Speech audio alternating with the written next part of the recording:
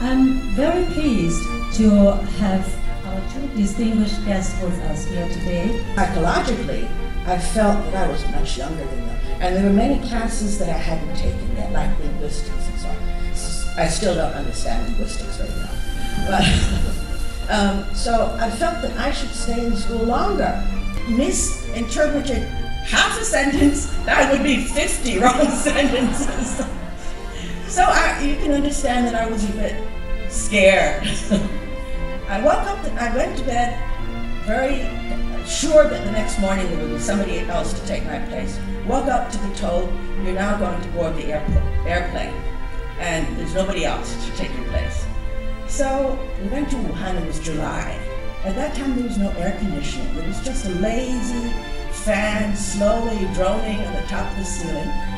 Everybody was very hot. But by the time I got up the next morning, my hands and feet were cold.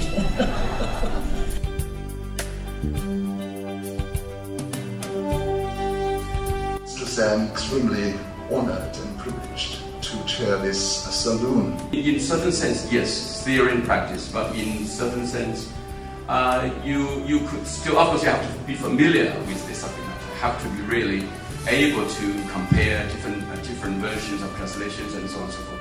Then perhaps the commonality is found in translation done by computers, while individuality is done by human beings. Everybody translates it differently. So it will be very difficult for you to say among human translators what is commonality or what is individuality. Because you have all these three things in every translation. If it is going to be a good translation, it has to be understandable, it has to be readable, it has to be acceptable.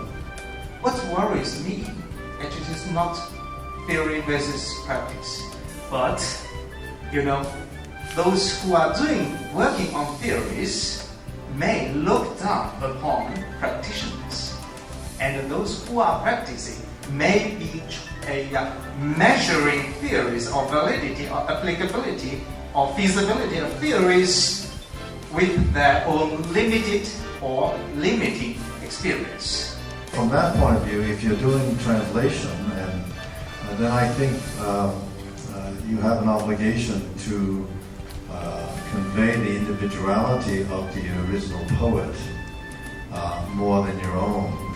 But also, I think there's a fundamental conservatism to translation theory that is not constantly being challenged by empirical testing. Right? That if you're trying out your theories in practice, you see what works and what doesn't work. All these different approaches which you have mentioned, I think each perspective on translation has added new insights and has provided some additional knowledge about translation. I think it would be it's not that you say that one approach is better than the other one, but they all contribute some insights to our understanding of translation.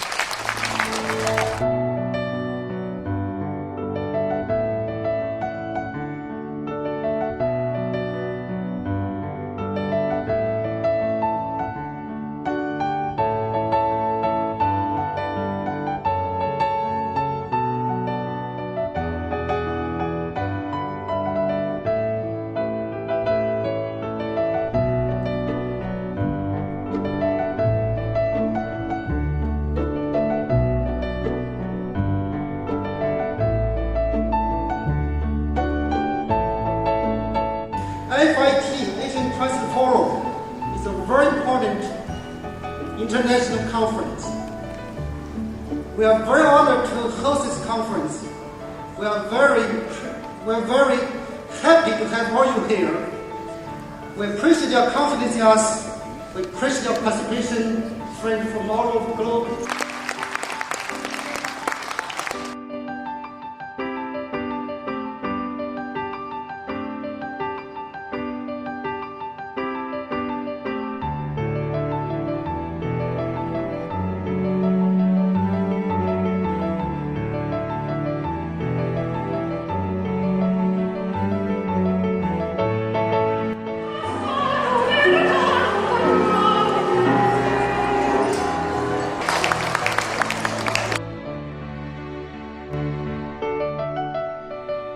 as well as all the intellectual work that's gone on in the sessions.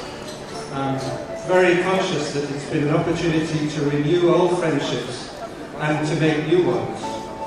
So I think it would be appropriate for the toast to be to friendship, old and new. To friendship, old and new.